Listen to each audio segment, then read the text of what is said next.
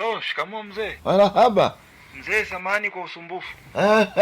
Mimi ni mwalimu wa darasa wa Side, na kama sijakosea nazungumza na babake Side. Kwa hiyo umesema kama hujakosea unazungumza na mimi baba yake? Ndiyo mzee. Kwa hiyo ungekosea mimi ningekuwa mama Side, si ndio? Hapana mzee, umenielewa vibaya, sikumaanisha. Kwa hiyo mimi kwa umri wangu huu naelewaga vibaya, si ndio? Hapana mzee.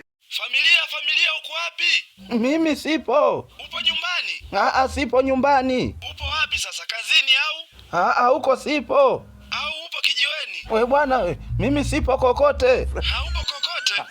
Msieleweka basi. Nieleweke au wewe ndo uelewi? Basi sawa, sikuelewi. Niambie upo wapi? Hivi wewe mbona mgumu kuelewa wewe?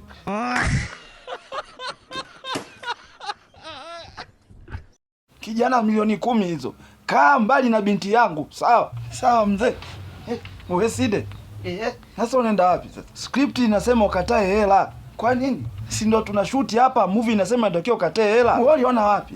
Script inasema unampenda Chiku kuliko hela. Hakuna kitu kama hicho. Milioni 10 ndio zitaki, sasa unamtaka Chiku. Milioni 10 na huyu. Wewe, mimi naondoka zangu bwana. Ndio maelekezo ya movie, utaki hela. Utaki hela kivipi? Si ni movie. Hivyo uone kama huu ni upuuzi.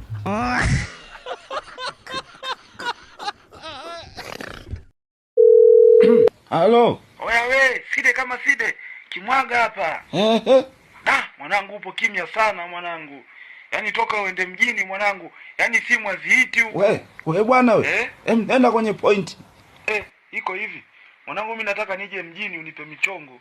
Huku kijijini mambo hayaendi kabisa. Hivyo tu mwanangu. Sasa ndio iko hivi. Unaweza kubeba friji kichwani ukakimbia nalo usiku? Friji. Umenisikia vizuri tu. Sasa friji kichwani la nini mwanangu?